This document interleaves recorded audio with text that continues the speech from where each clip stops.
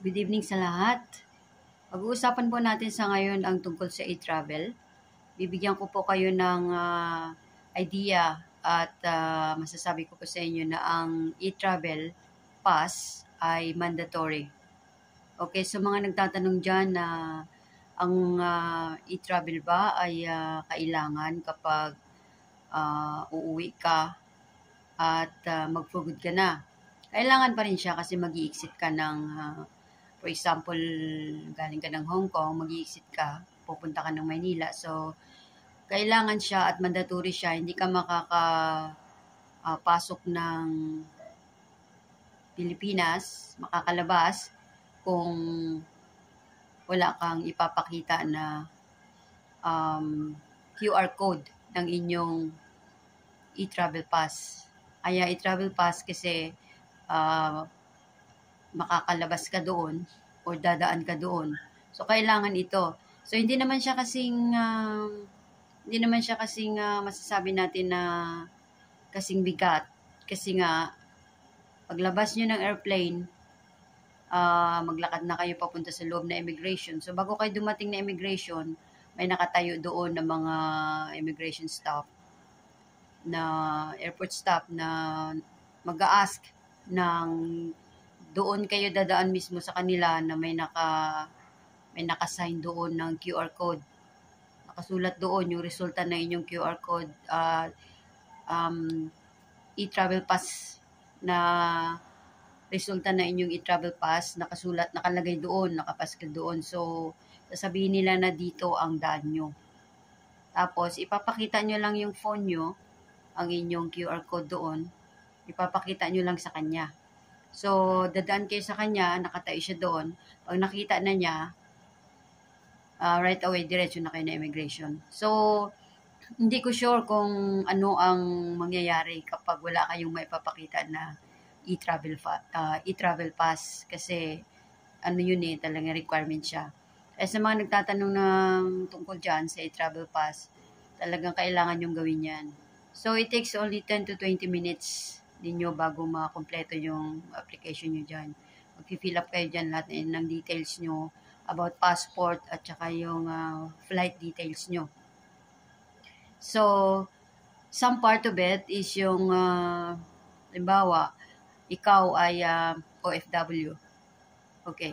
So, syempre, taga-Pilipinas ka, residente ka doon. So, ang details na naman na hiningi doon kung ikaw ay taga-Philippines at babalik ka para magbakasyon.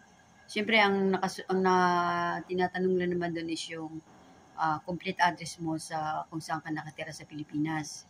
At the same time, yung telephone number mo doon. So, it's either gamitin mo yung telephone number ng family mo doon kung wala kang Philippine number. So, yun lang, address lang ang hinihingi. And then, kung ikaw naman ay bakasyonista, kung ikaw ay magtutour lang doon, which is masasabi natin na yun ay mga turista. So, ang turista, bakasyonista ay tourist doon ay kailangan din nila ng e-travel pass. So, passport holder, lahat talaga yan, magagawa ng e-travel na yan.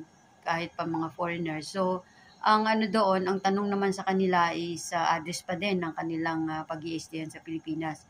So, kung nakabook sila ng hotel, ang hotel name and address ang ilalagay nila doon. So, ganun ang mangyayari kapag pinag-usapan ng e-travel pass. So, kailangan ito talaga sa lahat naman nagtatanong dyan. At the same time, hindi dito kailangan na about kontrata. Hindi na kailangan yan siya. Kasi ang details lang na hiningi dito is all about your passport. At the same time, yung flight details. So, ano pa bang mai-share tungkol dito? So, yung medyo may kabigatan lang dito is yung pag-fill up nga. Kasi nga, abutin ka ng 10 to 20 minutes. Dahil marami kang fill upan. From 1 to 6 steps. Yeah. 1 to 6 steps. Pilapan mo lahat yun. So, maliban dyan, Yun lang, ganun lang siya kasimple, pero hindi pwedeng wala. Okay, sa mga nagtatanong dyan. So, dahil nangyari na ito sa akin, nagbakasyon ako at alam ko na yung sistema. So, ganun lang kasimple. Paglabas mo ng aeroplano, nakalapag na kayo doon kung saan ka naka naka-base yung inyong flight. Kung sa Maynila ba, o sa Cebu ba, o kung saan pa man. Paglapag nyo doon, paglabas nyo ng aeroplano, punta na kayo ng immigration. Bago kayo dumating na immigration, halfway, merong nakaabang doon. O ipakita yung QR code nyo dyan. Yun lang. And then, the same time, meron pa akong idadagdag na yung tungkol dito sa pag-fill up. Yeah, yung sa pag-fill up ng ating ibang data tulad ng, for example, ikaw ay uuwi, no? Galing ng abroad. So, unang bagsak mo dyan, for example, ikaw ay nakatira sa countryside, something like Iloilo or Bacolod, kung saan pa man. So, ibig sabihin, connecting flight ka. So, ang isusulat mo doon na date ng dating mo is yung lugar na unang land ng eroplano from abroad. So, for example, connecting flight mo is Manila. So, ilalagay mo doon is Manila. Wag yung probinsya na pagko-connectingan mo. Wag yun. So, Manila, ang unang land niya is Manila. So, Manila ang ilalagay mo doon. So, yun lang naman ang ating na-fill upan doon. So, pagdating sa passport, ang itinatanong doon ay yung passport number mo at saka yung kung saan mo siya kinuha at kung anong petsa mo siya kinuha. Yun lang naman.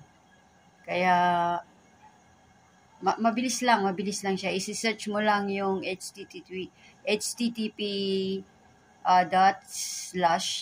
ganun lang siya.